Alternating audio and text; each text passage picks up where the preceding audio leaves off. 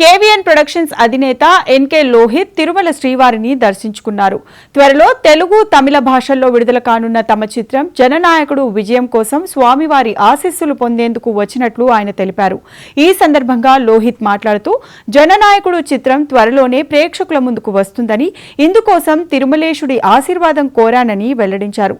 త్వరలోనే మరో భారీ సినిమా అనౌన్స్మెంట్ ఉంటుందని ప్రకటించి సినీ వర్గాల్లో ఆసక్తిని రేకెత్తించారు.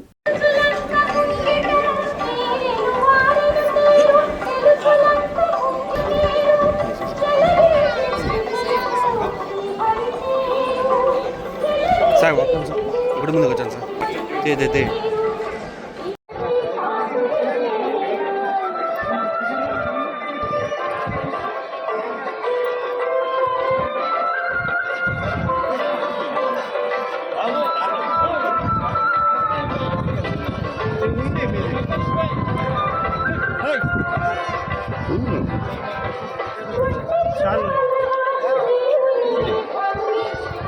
అక్కడ సార్ కొద్దిగా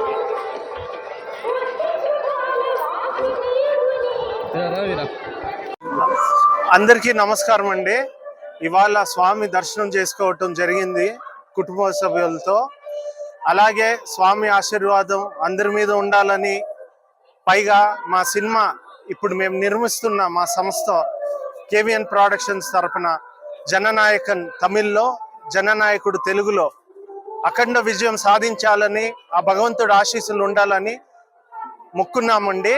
అలాగే ఇంకా ఒక నెల రోజుల్లో పాటు ఒక పెద్ద సినిమా అనౌన్స్మెంట్ ఉంటుంది తెలుగులో, త్వరలోనే ప్రకటిస్తామండి.